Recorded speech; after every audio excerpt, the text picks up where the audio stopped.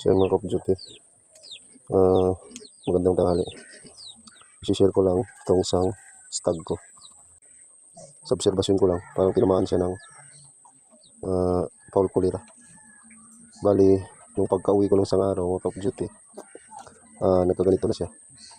Pero hinang-hina talaga nung pag-uwi ko. Kaya bumili na ako agad ng gamot. Pinainom ko siya ng NF1, isa sa umaga at saka isa sa hapon. Kaso kinabukasan parang walang progress. Kaya tinurukan ko na agad ng L-Speak. Kasi pagkabili ko kahapon ng NF1, sinabayan ko na rin ng L-Speak. Kasi itong L-Speak kaya niyang kontrolin yung complicated chronic respiratory disease, infectious coryza, foul cholera, salmonellosis, and other bacterial infection, bacterial organism. So, ito yung ginamit natin kahapon.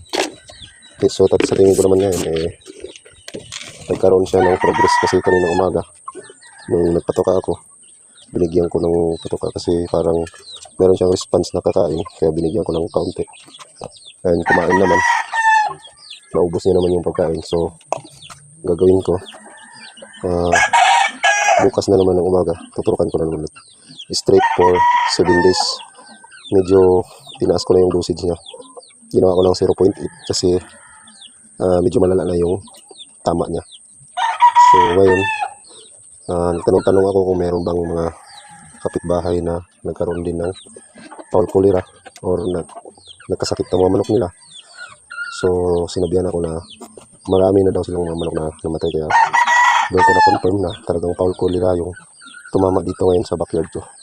So ang gagawin ko ngayon, bibili ako ulit ng mga powder na Ornistat para pang prevention natin.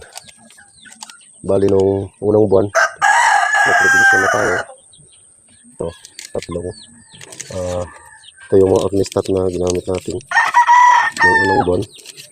So ngayon, magbibigay na naman tayo ulit sa mga manok natin na hindi tinamaan.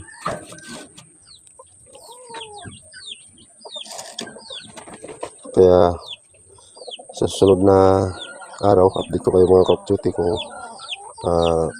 makakaya pa bang gamutin tong isang stag natin. Bali, hindi lang ito isa, meron pa dito isa na parang kakaumpisa pa lang.